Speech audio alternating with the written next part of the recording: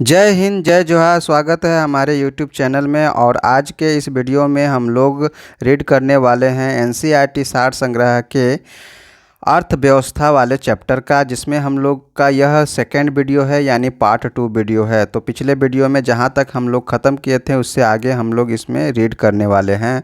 तो चलिए शुरू करते हैं। तो राज्य भविष्य निधि यानी स्टेट प्रोविडेंट फंड के अंतर्गत सरकार जो प्राप्त मुद्रा किस कोष में जमा किया जाता है, जो प्राप्त करती है उसको किस कोष में जमा किया जाता है? तो सार्वजनिक लेखा निधि में जमा किया जाता है। कहाँ जमा किया जाता है? तो सार्वजनिक लेखा निधि में जमा किया जाता है।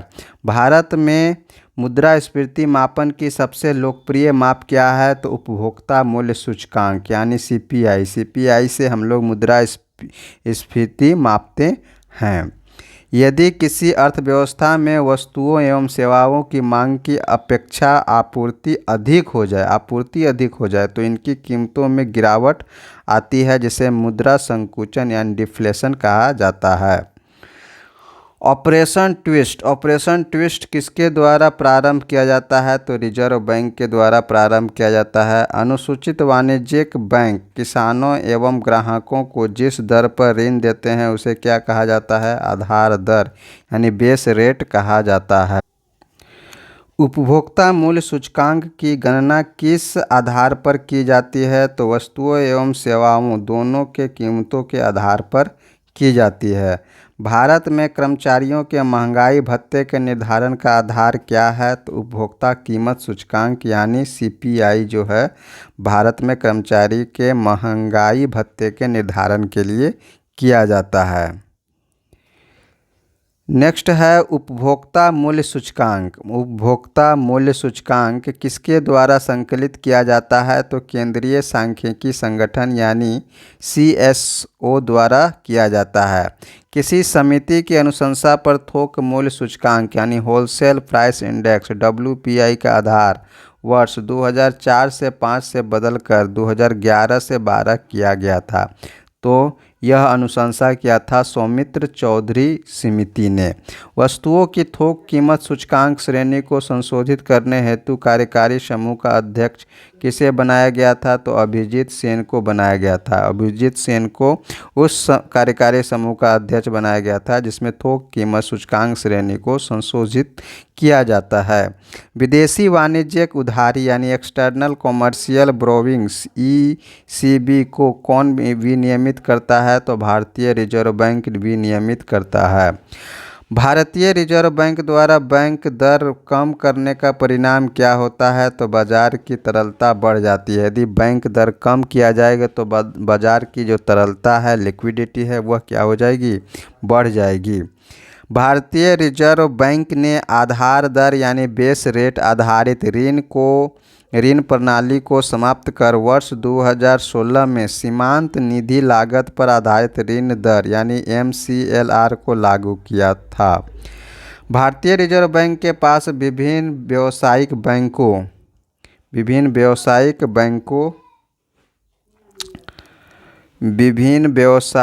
बैंकों की कुल जमा एवं आरक्षित राशि का निर्धारित भाग कहलाता है नगद आरक्षित अनुपात यानी CRR। नेक्स्ट है वह दर जिस पर बैंक रिजर्व बैंक को उधार देते हैं क्या कहलाती है? तो रिवर्स रेपो दर कहलाती है। याद रखेंगे, वेरी वेरी इम्पोर्टेंट, कि वह दर जिस पर बैंक रिजर्व बैंक को उधार देते हैं क्या कहलाता है? रिवर्स रेपो दर के रूप में कहलाता है। बैंकों को अपने रोकड़ शेष और कुल परिसंपत्ति के मध्य एक निश्चित अनुपात रखना होता है। रोकड़ शेष और कुल परिसंपत्ति के मध्य एक निश्चित अनुपात रखना पड़ता है। उसे क्या कहते हैं? उसे सांविधिक तरलता अनुपात कहते हैं। स्टैट्यूटरी लिक्विडिटी रेशियो यानी SLR कहते हैं। रोकड़ शेष और कुल परिसंपत्ति के मध्य निश्चित अनुपात रखा जाता है, इसको हम लोग कहते हैं SLR स्टैट्यूटरी लिक्विडिटी रेशियो। वित्त क्षेत्रक सुधार पर नरसिम्हम समिति ने क्या सुझाव दिया था?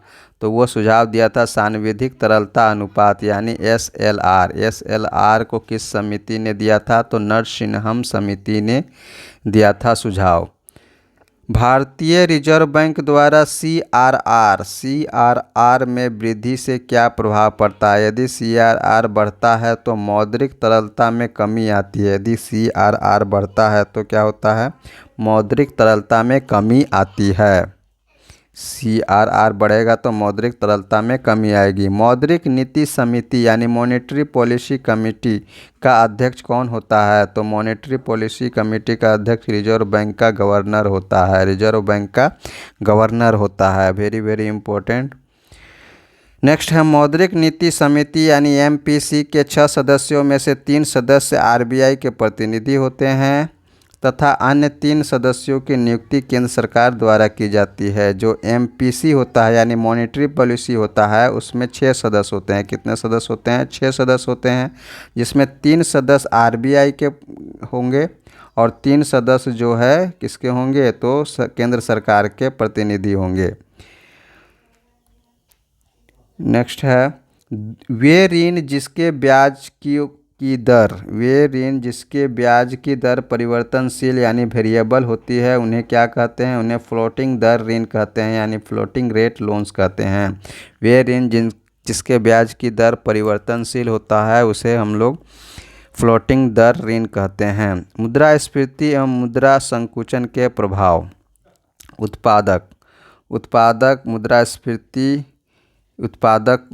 मुद्रास्फीति और मुद्रा संकुचन के प्रभाव। तो उससे क्या होगा? उत्पादक में मुद्रास्फीति जो होगा उससे उत्पादक को लाभ मिलेगा और मुद्रा संकुचन होगा तो उत्पादक को हानि मिलेगा।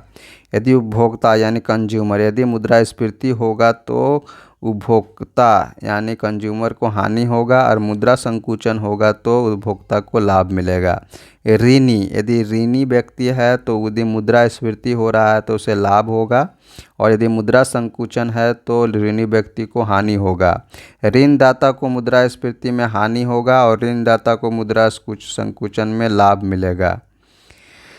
निर्यात जो करेगा उसमें मुद्रास्फीति में कमी आएगा। निर्यात होगा तो मुद्रा संकुचन में वृद्धि होगा। आयात होगा तो मुद्रास्फीति में वृद्धि होगा और आयात होगा तो मुद्रा संकुचन में कमी आएगा। सार्वजनिक बचत होगा तो मुद्रास्फीति में कमी आएगा और सार्वजनिक बचत होगा तो मुद्रा संकुचन में वृद्धि होगा।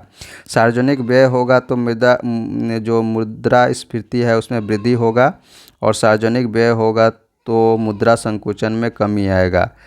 स्थिर आय समूह होगा तो मुद्रास्फीति हानि होगा और स्थिर आय समूह होगा तो मुद्रा संकुचन में लाभ होगा।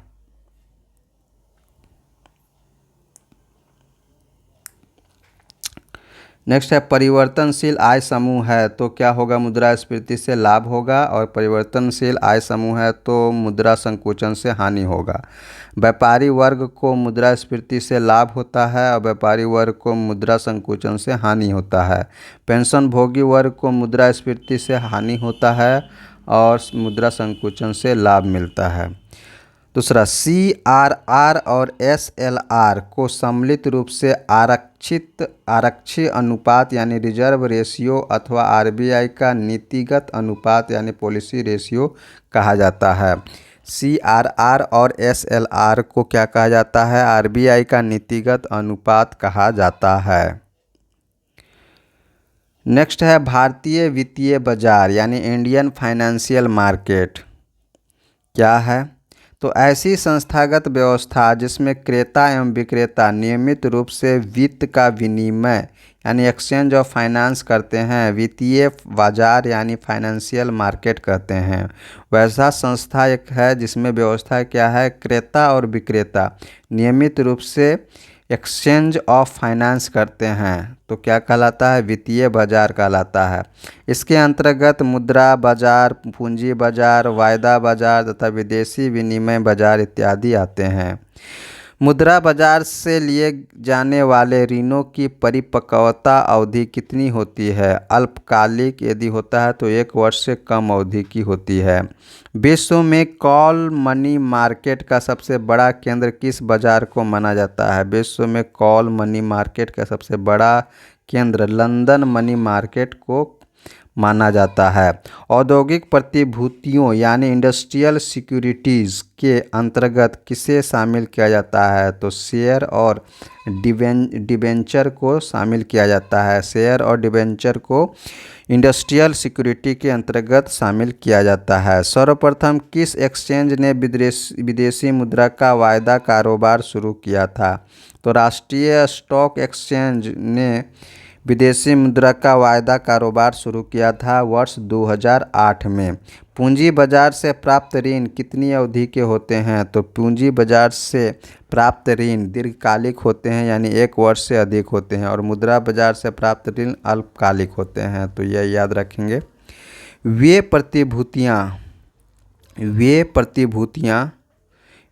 प्रतिभूतियाँ जिनकी परिपक्वता अवधि 365 दिन से अधिक हो क्या कहलाती है? वे सिक्योरिटीज प्रतिभूति मतलब सिक्योरिटीज जिसकी परिपक्वता अवधि कितना हो? 365 दिन से अधिक हो, उसको कहते हैं बॉन्ड।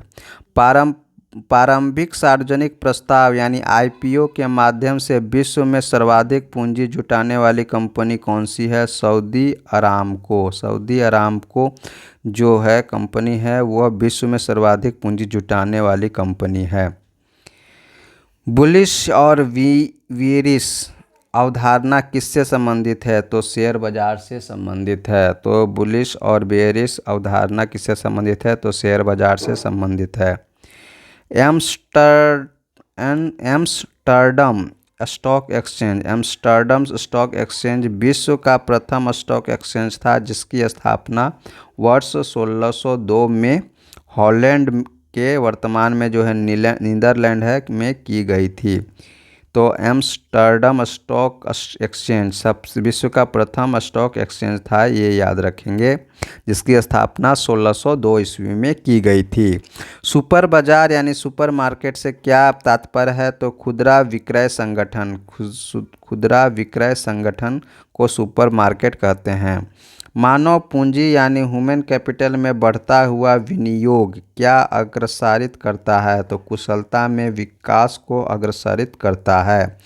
गिल्ट एज्ड बाजार किससे संबंधित है? तो सरकार प्रतिभूतियों के बाजार से संबंधित है। तो सरकारी प्रतिभूतियों के बाजार से संबंधित होता है गिल्ट एज बाजार।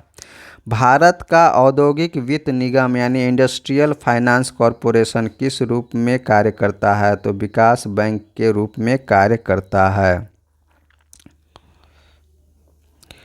नेक्स्ट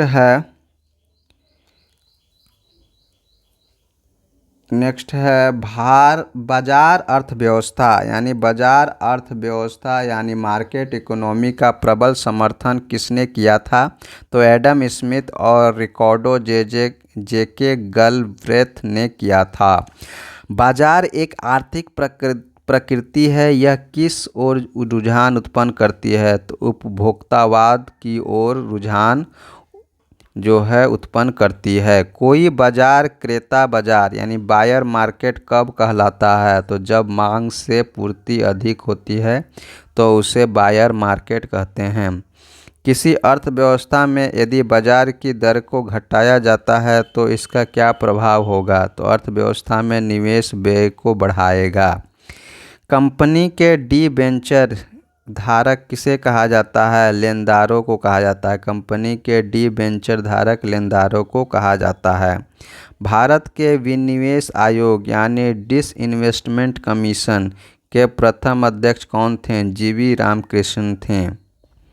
ऐसे लोग जो द्वितीयक बाजार की अपेक्षा प्राथमिक बाजार में निवेश करना पसंद करते हैं उसे क्या कहते हैं? स्टॉक कहलाते हैं।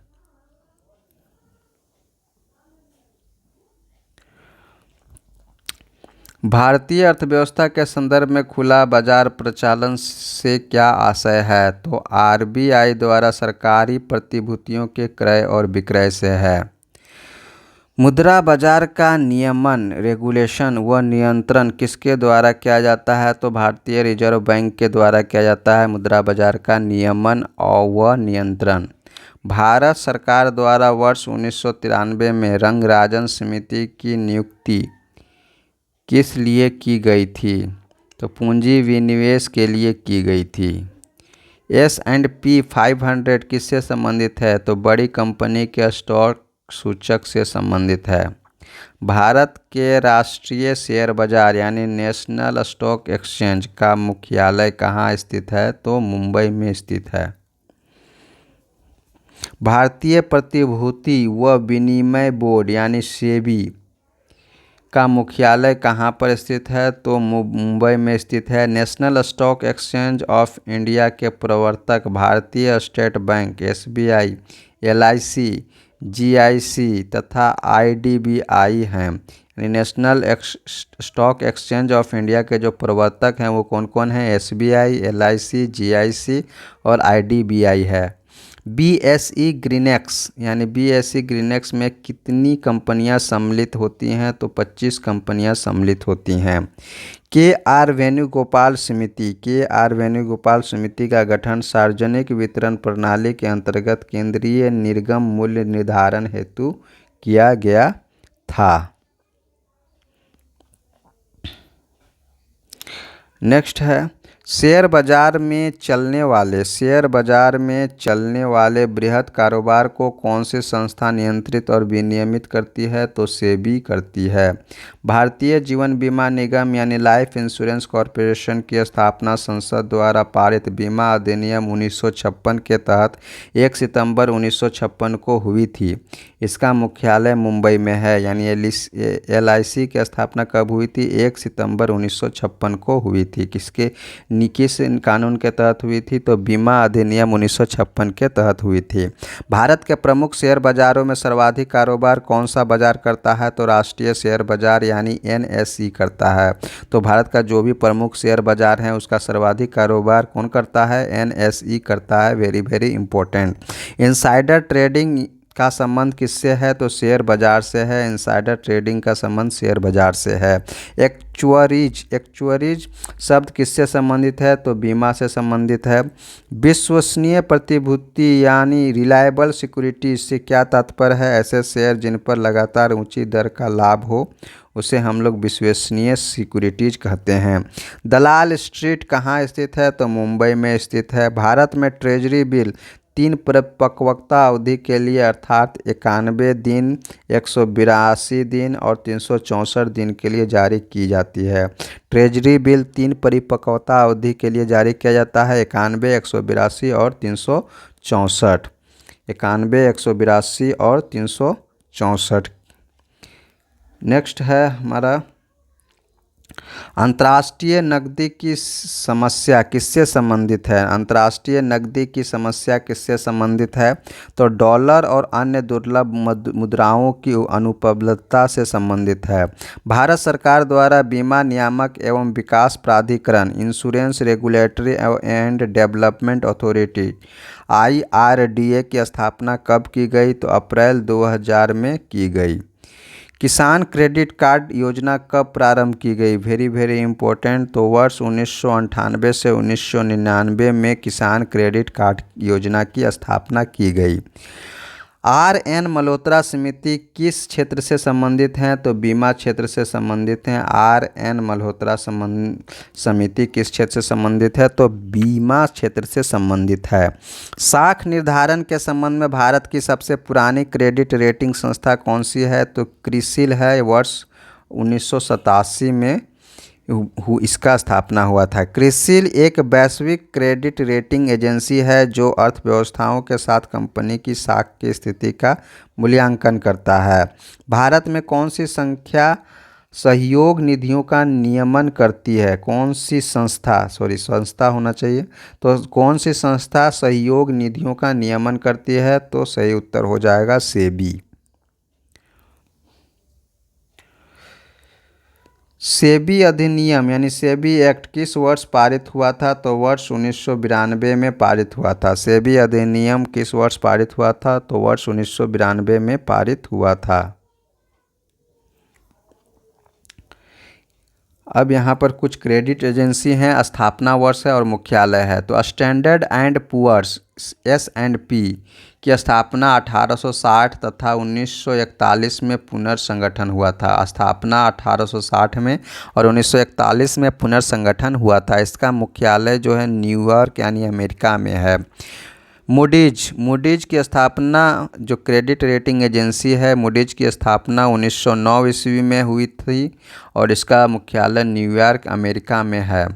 फिच ग्रुप की स्थापना 1914 में हुआ था और इसका भी मुख्यालय न्यूयॉर्क एवं लंदन में है। कौन सी एकमात्र विदेशी कंपनी है जो भारत में भारतीय डिपॉजिटरी रसीद यानी इंडियन डिपॉजिटरी रिसिप्ट IDR के रूप में सूचीबद्ध है?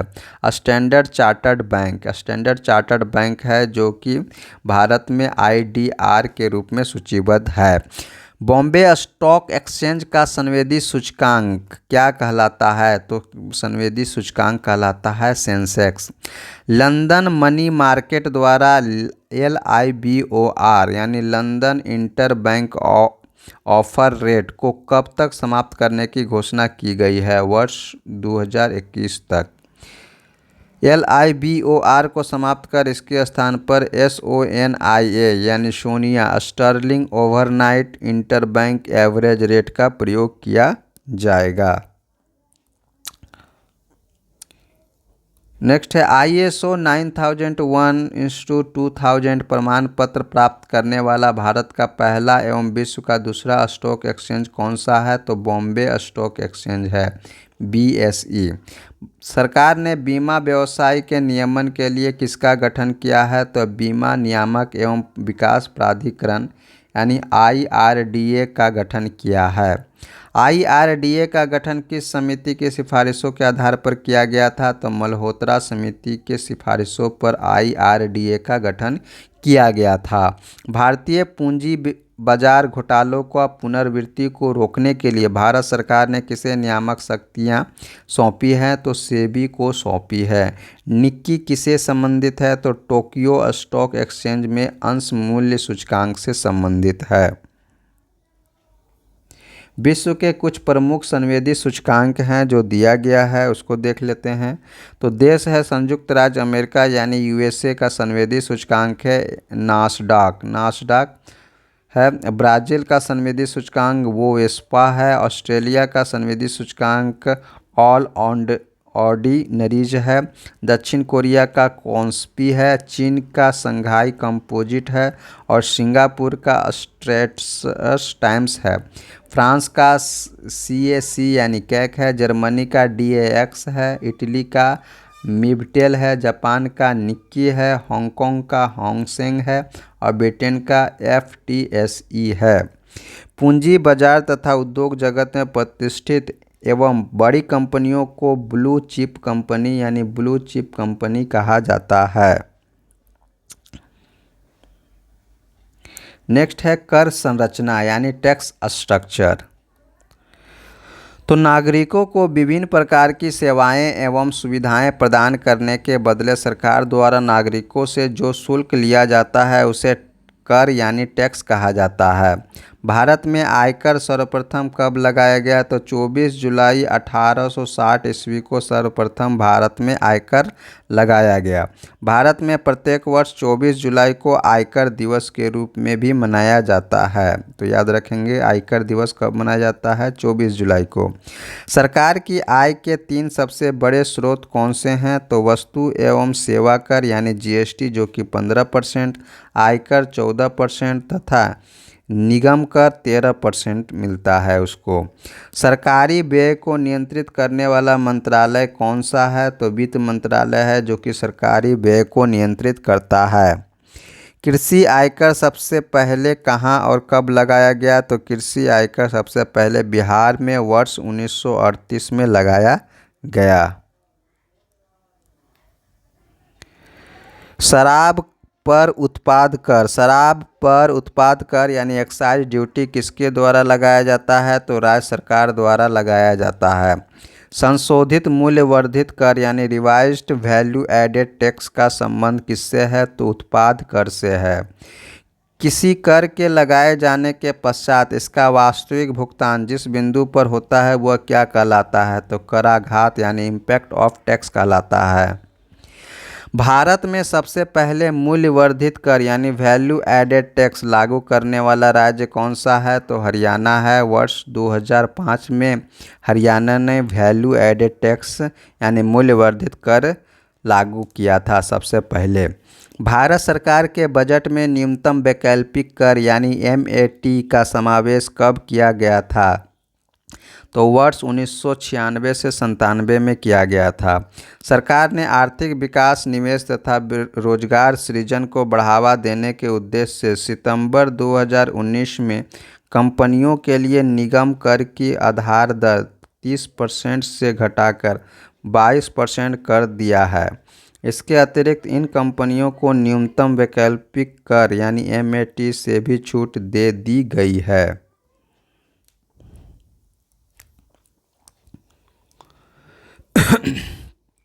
नेक्स्ट है, वित्त आयोग किस प्रकार की संस्था है? तो अर्ध न्यायिक संस्था है। कृषि जोत कर का सुझाव किस समिति ने और कब दिया था? तो KN राज समिति ने कृषि जोत कर का सुझाव दिया था और 1972 में दिया था। पेमेंट ऑफ ग्रेजुटी एक्ट 1972 के अनुसार ग्रेजुटी भुगतान की अधिकतम सीमा कितनी होती है? तो 10 लाख होती है। भारत में आयकर यानी इनकम टैक्स की शुरुआत किसने की थी? तो जेम्स विल्सन ने की थी। जेम्स विल्सन ने भारत में सबसे पहले इनकम टैक्स की शुरुआत की थी। वह कर जो क्रेता के लिए प्रत्यक्ष रूप से वस्तुओं के मूल्यों की वृद्धि नहीं करता है क्या कहलाता है? आयकर कहलाता है यानी इनकम टैक्स कहलाता है। निगम कर यानी कॉरपोरेट टैक्स किस पर लगाया जाता है? तो घरेलू एवं विदेशी दोनों कंपनियों पर लगाया जाता है कॉरपोरेट टैक्स। अक्टूबर 2019 या उसके बाद स्थापित होने वाली तथा 31 मार्च 2023 से पहले उत्पादन शुरू करने वाली कंपनियों के लिए निगम कर की आधार 25% से घटाकर 15% कर दी गई है। आयात एवं निर्यात पर लगाए जाने वाले कर को किस नाम से जाना जाता है? तो सीमा कर यानी कस्टम ड्यूटी के रूप में जाना जाता है। आयकर अधिनियम की धारा 88 के अंतर्गत कर छूटों को समाप्त करने की अनुशंसा किस समिति ने की थी? तो केलकर समिति ने की थी कि आयकर अधिनियम की धारा 88 के अंतर्गत कर छूटों को समाप्त करने की अनुशंसा। भारतीय राष्ट्रीय राजमार्ग प्राधिकरण यानी national highway authority of India के वित्त का प्रमुख स्रोत क्या होता है? उपकर यानी शेष होता है। किसी विशेष उद्देश्य की पूर्ति के लिए कर आधार पर लगाया गया अन्य कर उपकर शेष यानी शेष कहलाता है।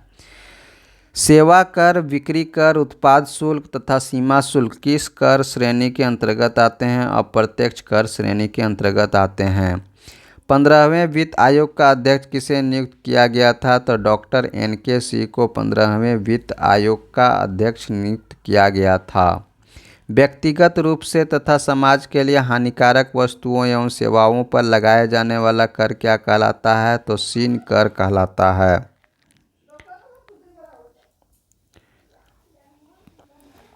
संविधान के किस अनुच्छेद के अंतर्गत GST परिषद यानी GST काउंसिल के गठन का प्रावधान किया गया? तो अनुच्छेद 279A वेरी इम्पोर्टेंट। तो अनुच्छेद 279A के प्रावधान के तहत GST परिषद का गठन किया गया था।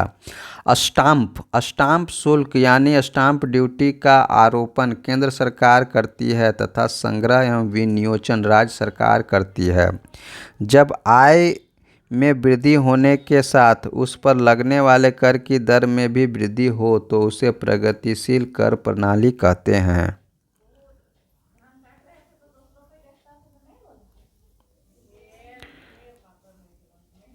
नेक्स्ट है, पहली बार सेवा कर किस वर्ष शुरू किया गया था? तो वर्ष 1994 से 95 में शुरू किया गया था। वर्ष 2021 से 22 में केंद्रीय आय में केंद्रीय उत्पाद शुल्क का योगदान कितने प्रतिशत था?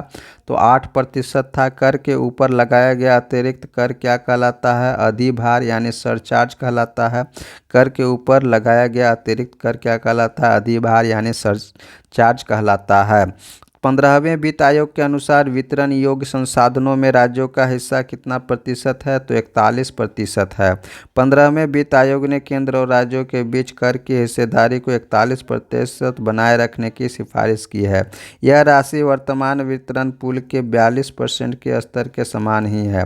इसमें जम्मू कश्मीर राज्य के विभाजन के पश्चात नए केंद्र शासित प्रदेशों की स्थिति मद्देनजर 1% का आवश्यक समायोजन भी किया गया है। आर्थिक मंदी के दौरान सरकार द्वारा कौन से कार्य किए जा सकते हैं, तो कर दरों में कटौती करना तथा सरकारी व्यय को बढ़ाना। नेक्स्ट है मूल्य वर्धित कर यानी वैल्यू एडेड टैक्स लागू करने वाला अंतिम राज्य कौन था, तो उत्तर प्रदेश था। तो पहला था हमारा हरियाणा और अंतिम राज्य कौन था, उत्तर प्रदेश। भारतीय जीएसटी मॉडल किस देश के उपभोग वैट मॉडल यानी कंजप्शन वैट मॉडल पर आधारित है, तो कनाडा। कनाडा के मॉडल पर उपभोग वैट मॉडल पर आधारित है जीएसटी मॉडल। किस देश ने सबसे पहले जीएसटी लागू किया था, तो फ्रांस ने लागू किया था, वर्ष 1954 में लागू किया था। भारत में वस्तु एवं सेवा कर कब से लागू किया गया, 1 जुलाई 2017 से लागू किया गया भारत में वस्तु एवं सेवा कर।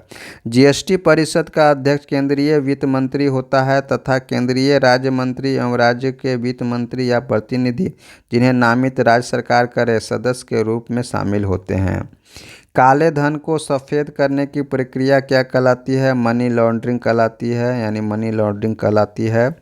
वर्ष 2012 में मनी लॉन्ड्रिंग पर रोक लगाने के उद्देश्य से कौन सा नया टैक्स लाया गया, तो एंजल टैक्स लगाया गया। कौन सा नियम कर चोरी करने वालों की पहचान करता है, तो जनरल एंटी वायलेंस रूल्स यानी गैर जो है चोरी करने वालों की पहचान करता है, general anti avoidance rule. Laffer curve क्या प्रदर्शित करता है, तो कर से राजस्व की प्राप्ति और कर की दर से मध्य संबंध को प्रदर्शित करता है। नेक्स्ट है प्रत्यक्ष करों की प्रवृत्ति कैसी होती है। प्रत्यक्ष करों की प्रवृत्ति कैसी होती है, तो प्रगतिशील कर की होती है। अप्रत्यक्ष कर की किस प्रवृत्ति के होते हैं, तो प्रतिगामी प्रवृत्ति के होते हैं। अप्रत्यक्ष कर प्रतिगामी प्रवृत्ति के होते हैं, जबकि अप्रत्यक्ष कर प्रतिगामी प्रवृत्ति के होते हैं और प्रत्यक्ष कर प्रगतिशील कर की प्रवृत्ति के होती है। भारत में मूल्य वर्धित कर किस समिति के अनुशंसा पर लागू किया गया, यानी वैल्यू एडेड टैक्स किस समिति के अनुशंसा पर लागू किया गया, तो असीम दास गुप्ता समिति के अनुशंसा पर वैट जो है लागू किया गया। विवाद से विश्वास योजना किससे संबंधित है, तो विवादित कर राशि का भुगतान करने से संबंधित है। भारत में प्रत्यक्ष एवं अप्रत्यक्ष कर में सुधार के लिए बनी समिति के अध्यक्ष RJ चेल्लैया थे। Central board of direct exchange यानी CBDT का गठन कब किया गया था, तो वर्ष 1963 में किया गया था। इष्टतम करारोपण यानी ऑप्टिमम टैक्सेशन का सिद्धांत किससे प्रतिपादित किया गया था, रैमसेस से प्रतिपादित किया गया था। अनुत्पादक कर किसे कहते हैं, तो अप्रत्यक्ष करों को अनुत्पादक कर कहते हैं।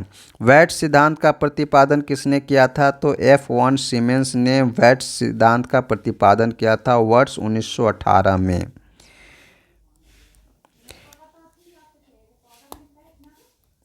नेक्स्ट है आय की वृद्धि के साथ कर की दर में वृद्धि होना किस प्रकार के करारोपण का विशिष्ट गुण है, तो प्रगतिशील करारोपण का विशिष्ट गुण है।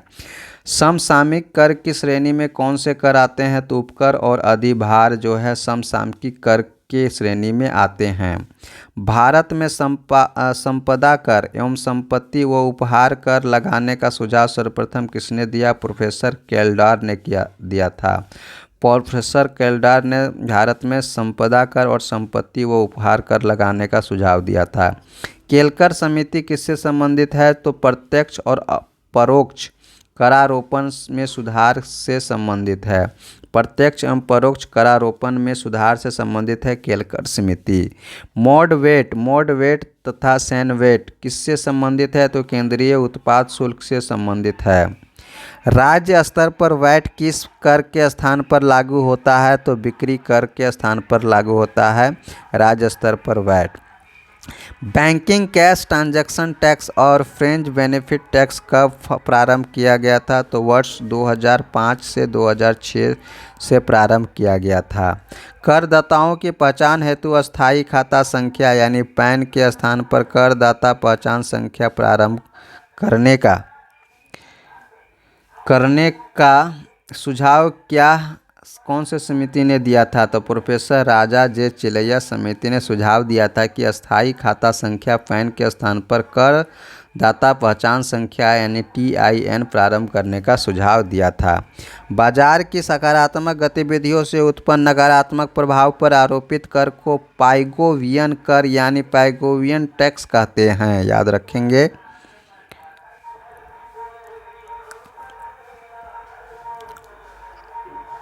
नेक्स्ट है बजट एवं राजकोषीय नीति। बजट एवं राजकोषीय नीति। भारत सरकार का सर्वप्रमुख वित्तीय दस्तावेज बजट सरकार का जो है सर्वप्रमुख वित्तीय दस्तावेज होता है। बजट जो होता है सरकार का सर्वप्रमुख वित्तीय दस्तावेज होता है जो आगामी वित्तीय वर्ष के लिए सरकार के आय व्यय एवं आर्थिक दृष्टिकोण को प्रस्तुत करता है। बजट किस प्रकार का लेख पत्र है? तो बजट जो है सरकार की राजकोषीय नीति का लेख पत्र है। भारतीय बजट का प्रणेता यानी father of budget in India किसे माना जाता है? तो जेम्स विल्सन को भारतीय बजट का प्रणेता माना जाता है, जेम्स विल्सन को। भारत का प्रथम बजट कब प्रस्तुत किया गया था? तो भारत का प्रथम बजट 18 फरवरी 1860 ईस्वी को प्रस्तुत किया गया था। भारतीय संविधान सरकार को किस अनुच्छेद के अंतर्गत सार्वजनिक बजट बनाने की आधिकारिकता प्रदान करता है? तो अनुच्छेद 112 जो है भारतीय संविधान सरकार को अनुच्छेद 112 के तहत सार्वजनिक बजट बनाने की अधिकारिता प्रदान करता है। स्वतंत्र भारत का प्रथम बजट किसके द्वारा पेश किया गया था? तो R.K. षणमुखम शेट्टी के द्वारा स्वतंत्र भारत का प्रथम बजट पेश किया गया था। ठीक है। भारत में बजट किस तिथि को प्रस्तुत किया जाता है? तो प्रतिवर्ष 1 फरवरी को जो है भारत में बजट प्रस्तुत किया जाता है। नेक्स्ट है भारत के प्रथम पूर्णकालिक महिला वित्त मंत्री कौन है? भारत के प्रथम पूर्णकालिक महिला वित्त मंत्री निर्मला सीतारमण है। हाल के वर्षों में संघीय सरकार के बजट में व्यय की सबसे बड़ी मद कौन सी रही है? तो ब्याज भुगतान व्यय की सबसे बड़ी मद रही है। भारत में बजट का राजस्व अनुमान किसके द्वारा तैयार किया जाता है? तो वित्त मंत्रालय के द्वारा तैयार किया जाता है। भारत का पहला अंतरिम बजट किसने और कब प्रस्तुत किया था? तो मोरारजी देसाई ने वर्ष 1962 से 1963 में भारत का पहला अंतरिम बजट प्रस्तुत किया था। भारत में सार्वजनिक व्यय के योजना अंतर्गत गैर योजना अंतर्गत व्यय के वर्गीकरण को कब समाप्त किया गया? तो वर्ष 2017 से 18 के बजट से जो है समाप्त किया गया योजनागत और गैर योजनागत व्यय को। भारत में शून्य आधारित बजट सर्वप्रथम किसने प्रस्तुत किया? तो राजीव गांधी ने शून्य आधारित बजट प्रस्तुत किया। नेक्स्ट है शून्य आधारित बजट का जनक पीटर ए पोयल को माना जाता है। सर्वप्रथम वर्ष 1973 में अमेरिका के जॉर्जिया प्रांत में जीरो बेस्ड बजटिंग को अपनाया गया था। बाद में इसे अमेरिका के संघीय बजट यानी 1979 ईस्वी में अपनाया गया। भारत में इसे सर्वप्रथम 1987 से 88 के आम बजट में लागू किया गया था।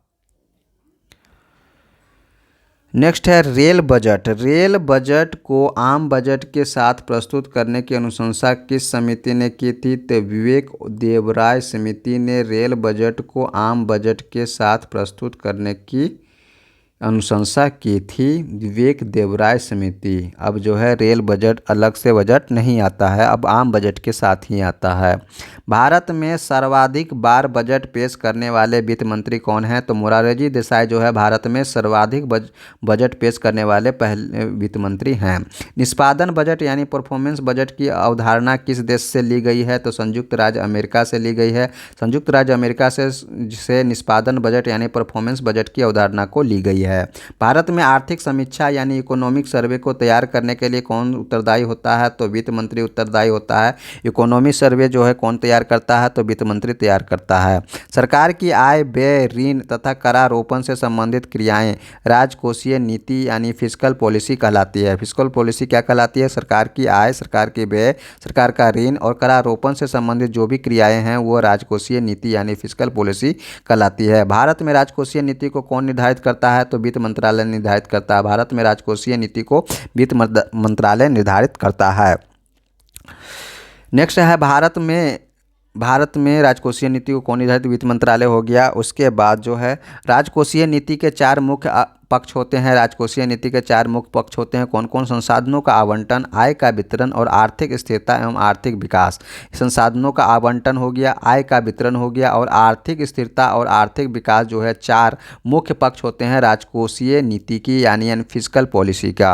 भारत सरकार के बजट के कुल घाटे में सबसे अधिक योगदान किसका है? तो राजकोषीय घाटे का होता है भारत सरकार के बजट के कुल घाटे में। वर्ष 1920 से 1930 की बृहद मंदी को सुधारने के लिए राजकोषीय नीति के उपाय का उपयोग करने का सुझाव किसने दिया था? तो प्रोफेसर जॉन मेडार्ड किन्स ने दिया था। तो वर्ष 1920 से 1930 की बृहद जो मंदी को सुधारने के लिए राजकोषीय नीति के उपाय का उपयोग करने का सुझाव प्रोफेसर जॉन मेडार्ड किन्स ने दिया था। भारत में दीर्घकालिक राजकोषीय नीति यानी लॉन्ग टर्म फिस्कल पॉलिसी की घोषणा किसके द्वारा की जाती है? तो बीपीसी द्वारा किया गया था। बीपीसी द्वारा भारत में दीर्घकालिक राजकोषीय नीति लॉन्ग टर्म फिस्कल पॉलिसी की घोषणा की गई थी। राजकोषीय उत्तरदायित्व एवं बजट प्रबंधन अधिनियम भारत में किस वर्ष पारित किया गया? 2003 में पारित किया गया। तो 2003 में राजकोषीय उत्तरदायित्व एवं बजट प्रबंधन अधिनियम भारत में पारित किया गया। नेक्स्ट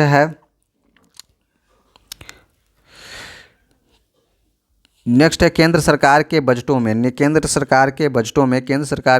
में राजकोषीय घाटे के बड़े भाग की पूर्ति किस मद से की जाती है? तो घरेलू उधारों से की जाती है। घरेलू उधारों से केंद्र के बजटों में राजकोषीय घाटे के बड़े भाग की पूर्ति की जाती है। राजकोषीय उत्तरदायित्व एवं बजट प्रबंधन अधिनियम यानी FRBM एक्ट भारत में कब पारित किया गया था? तो वर्ष 2003 में पारित किया गया था। 2003 में राजकोषीय उत्तरदायित्व एवं बजट प्रबंधन अधिनियम पारित किया गया था। यदि प्राथमिक घाटे में ब्याज भुगतान को सम्मिलित कर लिया जाए तो वह किसके बराबर होता है? तो राजकोषीय घाटे के बराबर होता है। ऐसा व्यय जिसके परिणाम स्वरूप अर्थव्यवस्था में पूंजी या संपत्ति का सृजन नहीं होता है क्या कहलाता है? राजस्व व्यय कहलाता है। ऐसा व्यय जिसके परिणाम स्वरूप अर्थव्यवस्था में पूंजी या संपत्ति का सृजन नहीं होता है तो क्या कहलाता है? राजस्व व्यय कहलाता है। राजकोषीय घाटा यानी फिस्कल डिफिसिट की अवधारणा वर्ष 1985 में सुखमय चक्रवर्ती समिति ने प्रस्तुत की थी। तो राजकोषीय घाटा यानी फिस्कल डिफिसिट की अवधारणा वर्ष 1985 में सुखमय चक्रवर्ती समिति ने प्रस्तुत की थी। नेक्स्ट पेज की ओर जाते हैं। तो केंद्र सरकार के बजट घाटों का घटता हुआ सही क्रम क्या है? तो पहला है राजकोषीय घाटा, फिर आगम घाटा, फिर प्रारंभिक घाटा। राजकोषीय घाटा, आगम घाटा, प्रारंभिक घाटा। निर्विक योजना का उद्देश्य क्या है? तो उच्चतर निर्यात ऋण वितरण जो है निर्विक योजना का उद्देश्य है। राजकोषीय घाटे में से ब्याज भुगतान घटाने पर प्राप्त प्रतिफल को किस घाटे की संज्ञा दी जाती है? तो प्राथमिक घाटा की संज्ञा दी जाती है। राजकोषीय घाटे में से ब्याज भुगतान घटाने पर क्या मिलता है? प्राथमिक घाटा मिलता है। किसी वित्तीय वर्ष में जब कुल राजस्व प्राप्तियां कुल राजस्व व्यय से कम हो तो उसे क्या कहा जाता है? तो राजस्व घाटा कहा जाता है, रेवेन्यू डिफिसिट कहा जाता है। राजस्व घाटे में से पूंजी परिसंपत्तियों के सृजन हेतु अनुदान यानी ग्रांट को घटाने पर क्या प्राप्त होता है? तो प्रभावी राजस्व घाटा प्राप्त होता है। प्रभावी राजस्व घाटा किसके द्वारा प्रस्तुत किया जाता है? तो लोक लेखा समिति यानी पब्लिक अकाउंट्स कमेटी द्वारा प्रस्तुत किया जाता है। नेक्स्ट है संसद में बजट। संसद में बजट संबंधी प्रक्रिया के विषय में मांग की राशि को घटाकर 1 रुपया करने की नीति कटौती प्रस्ताव यानी पॉलिसी कट प्रपोजल कहा जाता है। भारत में परिणामोन्मुख बजट यानी आउटकम बजट पहली बार किस वर्ष प्रस्तुत किया गया था? तो आउटकम बजट वर्ष 2005 में प्रस्तुत किया गया था। वित्तीय वर्ष 1973 से 74 के लिए पेश किए गए आम बजट को क्या कहा जाता है? तो ब्लैक बजट यानी ब्लैक बजट कहा जाता है। शून्य आधारित बजट यानी जीरो बेस्ड बजट को किस अन्य नाम से जाना जाता है? तो सूर्यास्त बजट के नाम से जाना जाता है। सनसेट बजट के नाम से शून्य आधारित बजट को जाना जाता है।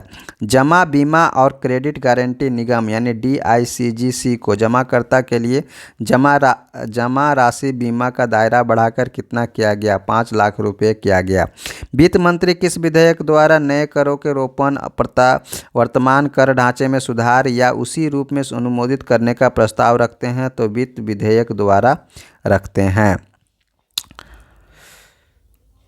नेक्स्ट है विनिर्माण क्षेत्र। विनिर्माण क्षेत्र में कई नई कंपनियों के लिए निगम कर की दर यानी कॉरपोरेट टैक्स रेट को कम करके किस स्तर पर लाने का निर्णय लिया गया है? तो 15% पर लाने का निर्णय लिया गया है। किसी वित्तीय वर्ष में बजटीय व्यवहारों से उत्पन्न राजकोषीय घाटे की पूर्ति के लिए आंतरिक और बाह्य स्रोतों से प्राप्त किए गए ऋण को क्या कहते हैं? सार्वजनिक ऋण कहा जाता है।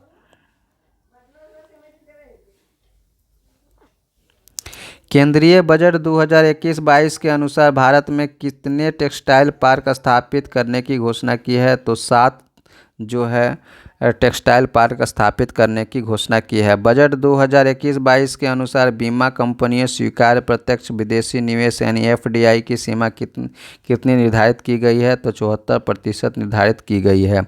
भारत सरकार द्वारा वर्ष 2021-22 के बजट में वित्त विधेयक के माध्यम से भारत की आकस्मिकता निधि यानी 500 करोड़ से बढ़ाकर 30,000 करोड़ रुपए कर दिया गया है।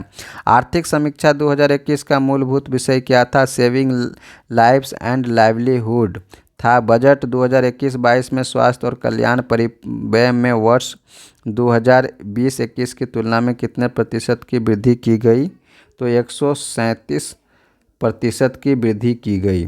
राजकोषीय नीति यानी फिस्कल पॉलिसी का आरंभ किस वर्ष से माना जाता है? तो वर्ष 1936 से माना जाता है। नेक्स्ट है वित्तीय वर्ष 2021। वित्तीय वर्ष 2021-22 के केंद्रीय बजट में रक्षा बजट का अंश कितना रखा गया? 3.47 लाख करोड़। जब सरकारी व्यय में वृद्धि के कारण निजी व्यय अथवा निवेश में कमी होती है तो उसे क्या कहते हैं? क्राउडिंग आउट प्रभाव कहते हैं। किस केंद्रीय बजट में प्रभावी राजस्व घाटा पेश किया गया? 2011-12 के बजट में प्रभावी राजस्व घाटा पेश किया गया। राजकोषीय घाटा की अवधारणा को वर्ष 1985 में सुखमय चक्रवर्ती समिति ने प्रस्तुत किया था। राजकोषीय घाटा की अवधारणा को कौन प्रस्तुत किया था? वर्ष 1985 में सुखमय चक्रवर्ती समिति ने प्रस्तुत किया था। राजकोषीय नीति अपना प्रभाव किन उपायों या उपकरणों के प्रयोग से उत्पन्न करती है? बजट कर, सार्वजनिक व्यय एवं ऋण कर से प्रस्तुत करती है।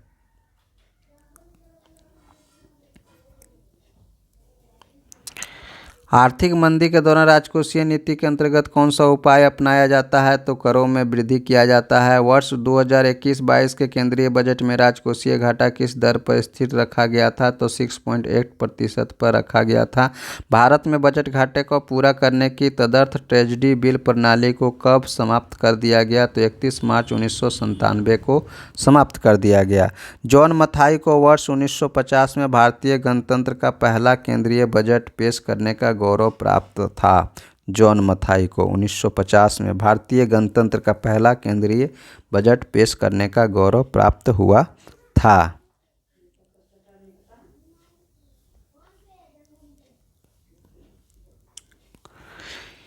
कृषि एवं संबद्ध क्षेत्र यानी एग्रीकल्चर एंड एलाइड सेक्टर।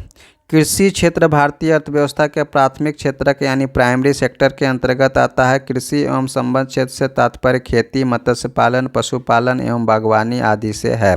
भारतीय संविधान में कृषि को किस सूची के अंतर्गत रखा गया है? तो राज्य सूची के अंतर्गत रखा गया है, जो कि 7वीं अनुसूची में आता है। केंद्रीय बागवानी संस्था कहाँ पर अवस्थित है? तो नागालैंड में अवस्थित है। बहुत इंपॉर्टेंट है कि केंद्रीय बागवानी संस्था कहाँ पर अवस्थित है? नागालैंड में अवस्थित है।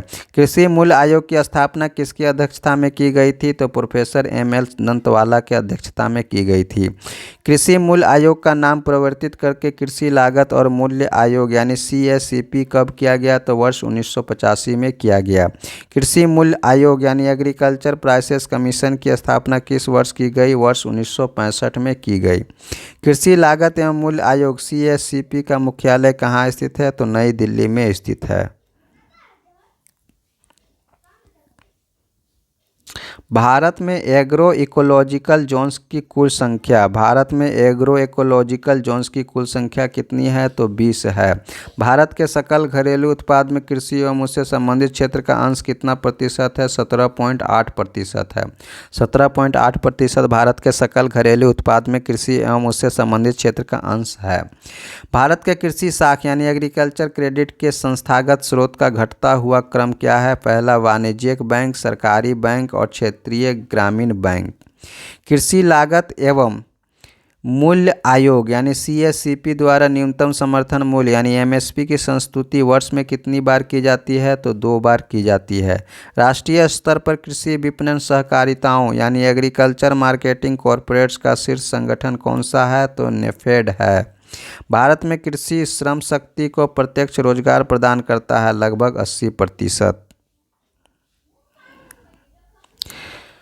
बजट 2021-22 में भारत सरकार ने संपूर्ण वित्त वर्ष हेतु कुल कृषि साख वितरण का लक्ष्य 16.5 लाख करोड़ रुपए निर्धारित किया है।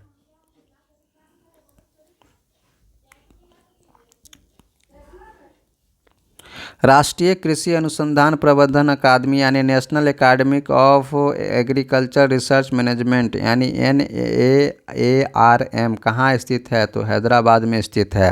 राष्ट्रीय खाद्य सुरक्षा मिशन यानी नेशनल फूड सिक्योरिटी मिशन के अंतर्गत चावल, गेहूं, दलहन, मोटे अनाज व वाणिज्यिक फसलें सम्मिलित होती हैं। राष्ट्रीय भूमि अभिलेख आधुनिकीकरण यानी नेशनल लैंड रिकॉर्ड्स मॉडर्नाइजेशन कार्यक्रम कब प्रारंभ किया गया था? तो वर्ष 2008 में किया गया था। 1 हेक्टेयर से कम कृषि भूमि कहलाता है सीमांत जोते कहलाता है।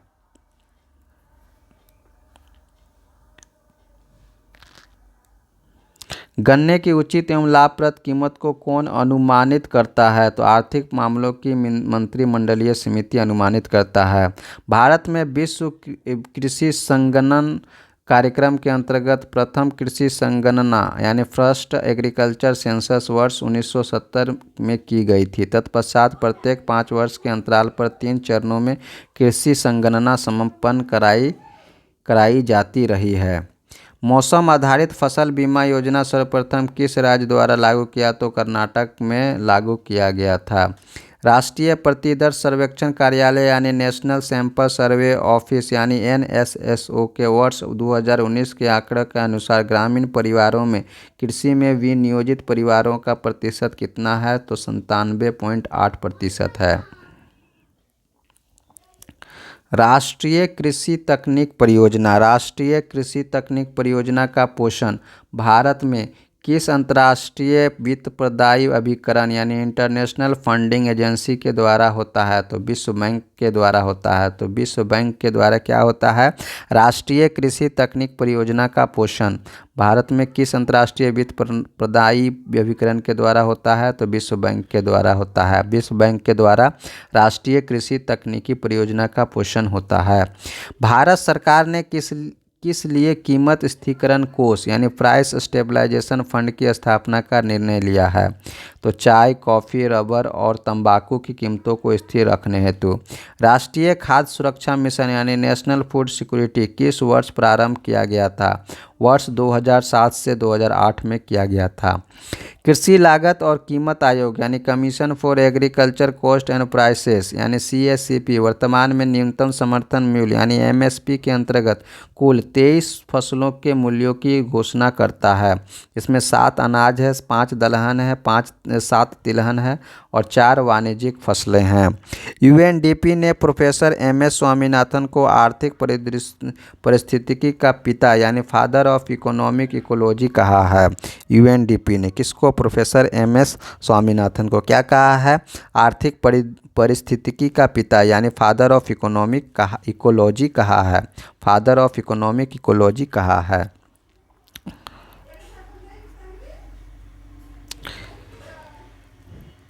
नेक्स्ट है भारतीय राष्ट्रीय कृषि सहकारी विपणन संघ यानी NAFED किससे संबंधित है? तो कृषि विपणन से संबंधित है। भारतीय चारागाह एवं चारा अनुसंधान संस्थान यानी Indian pasture and fodder research institute कहाँ स्थित है? तो झांसी में स्थित है। सरकार खाद्य पदार्थों का क्रय किस मूल्य पर करती है? तो अधिप्राप्ति मूल्य यानी प्रोक्यूरमेंट प्राइस पर करती है। कृषि क्षेत्र में सर्वाधिक वृद्धि दर किस पंचवर्षीय योजना में हुई थी? तो 8वीं पंचवर्षीय योजना में कृषि क्षेत्र में सर्वाधिक वृद्धि दर हुई थी। खाद्यान्न की अधिप्राप्ति, वितरण और भंडारण करने वाली नोडल एजेंसी कौन होती है? तो भारतीय खाद्य निगम यानी FCI होती है। उत्तर प्रदेश कृषि अनुसंधान परिषद यानी Uttar Pradesh agriculture research council कहाँ पर स्थित है? तो लखनऊ में स्थित है। प्रथम विश्व खाद्य पुरस्कार वर्ष 1987 में भारत के कृषि वैज्ञानिक एवं हरित क्रांति के जनक प्रोफेसर MS स्वामीनाथन को प्रदान किया गया था। प्रथम विश्व खाद्य पुरस्कार कब प्रदान किया गया था? 1987 में। किसको? प्रोफेसर MS स्वामीनाथन को। नेक्स्ट है भूमि विकास बैंकों द्वारा प्रदान किए जाने वाले कृषि ऋण की प्रकृति कैसी होती है? तो दीर्घकालिक होती है। भारत में फसलों के बुआई के अंतर्गत शुद्ध क्षेत्रफल लगभग कितना है? तो 14.01 करोड़ हेक्टेयर है। बुआई के लिए अंतर्गत कितना शुद्ध क्षेत्रफल है भारत का? 14.01 crore hectare.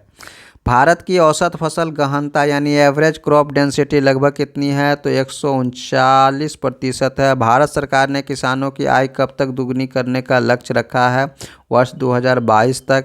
Handbook of agriculture यानी हैंडबुक ऑफ एग्रीकल्चर किसके द्वारा प्रकाशित की जाती है? तो भारतीय कृषि अनुसंधान परिषद यानी Indian council of agriculture research के द्वारा प्रकाशित की जाती है। भारत सरकार के कृषि एवं सहकारिता विभाग द्वारा रेन फेड एरिया डेवलपमेंट कार्यक्रम कब प्रारंभ किया गया था? तो वर्ष 2011 से 12 में प्रारंभ किया गया था। जनसंख्या का दबाव, प्रचंड बेरोजगारी तथा भू जोत का छोटा आकार भारतीय कृषि की निम्न उत्पादकता का मुख्य कारण है। याद रखेंगे, जनसंख्या का दबाव, प्रचंड बेरोजगारी तथा भू जोत का छोटा आकार। केंद्रीय खाद्य तकनीकी अनुसंधान संस्थान यानी central food technical research institute कहाँ स्थित है? तो मैसूर में स्थित है। नेक्स्ट है आपका कृषि उत्पादन में लकड़ी के हलों के स्थान पर लोहे के हलों का प्रयोग पूंजी बढ़ाने वाले प्रौद्योगिकी प्रगति का उदाहरण है। राष्ट्रीय विशेष कृषि उपज योजना मुख्य रूप से किससे संबंधित है? तो निर्यात योग्य कृषि उत्पाद से संबंधित है। कृषि उत्पादन के मूल्य में नकदी फसलों का योगदान कितना प्रतिशत है? तो 40% है। एशिया का पहला मेगा फूड पार्क कहाँ स्थित है? तो गेतलसूत रांची में स्थित है। एशिया का पहला मेगा फूड पार्क। प्रमुख कृषि संस्थान यानी मेजर एग्रीकल्चर इंस्टीट्यूट संस्थान फिर स्थान कहाँ कहाँ है उसको जान लेते हैं, बहुत इम्पोर्टेंट है। तो राष्ट्रीय मत्स्य उद्योग विकास बोर्ड राष्ट्रीय मत्स्य उद्योग विकास बोर्ड है हैदराबाद में। राष्ट्रीय चावल शोध संस्थान है कटक यानी उड़ीसा में। भारत डेयरी निगम एवं राष्ट्रीय डेयरी विकास बोर्ड है आनंद में। भारतीय डेयरी अनुसंधान संस्थान है करनाल में। भारतीय गन्ना प्रजनन संस्थान है कोयम्बटूर में। केंद्रीय कॉफ़ी अनुसंधान संस्थान है कुर्क में। कॉफ़ी अनुसंधान केंद्र है चिकमंगलूर में। जूट कृषि अनुसंधान संस्थान है बैरकपुर में। केंद्रीय उर्वरक गुणवत्ता नियंत्रण और प्रशिक्षण संस्थान है फरीदाबाद में। टिड्डी चेतावनी संगठन है जोधपुर में। कृषि विपणन एवं निरीक्षण निदेशालय है फरीदाबाद में। राष्ट्रीय पौध संरक्षण एवं प्रशिक्षण संस्थान है हैदराबाद में। चौधरी चरण सिंह राष्ट्रीय कृषि विपणन संस्थान है जयपुर में। केंद्रीय चारा बीज उत्पादन फॉर्म है हैसरघट्टा में। विवेकानंद पर्वतीय कृषि अनुसंधान शाला है अल्मोड़ा में। केंद्रीय कृषि अनुसंधान संस्थान है पोर्ट ब्लेयर में। इसी प्रकार है लघु किसान कृषि और व्यापार संघ है नई दिल्ली में। राष्ट्रीय जैव उर्वरक विकास केंद्र है गाजियाबाद में। डिजीज इन्वेस्टिगेशन लेबोरेटरी है पुणे में। पशु स्वास्थ्य एवं पशु चिकित्सा जैविकी संस्थान है कोलकाता में। पशु चिकित्सा और जीव विज्ञान संस्थान है बेंगलुरु में। पशु स्वास्थ्य संस्थान है जालंधर में। पशु चिकित्सा जैविकी है गुवाहाटी में। राष्ट्रीय पटसन एवं संबंधित रेशे अनुसंधान संस्थान है कोलकाता में। भारतीय प्राकृतिक रेजिन्स एवं गम संस्थान है रांची में। तो प्रथम पंचवर्षीय योजना में लक्षित कृषि वृद्धि दर 2.1% थी, किंतु वस्तुतः यह लक्ष्य से अधिक यानी 2.71% प्राप्त हुई। तो यहाँ तक हम लोग आज स्टडी करते हैं, इसको रीड करते हैं। यहीं तक नेक्स्ट वीडियो में हम लोग इससे आगे का रीडिंग करेंगे।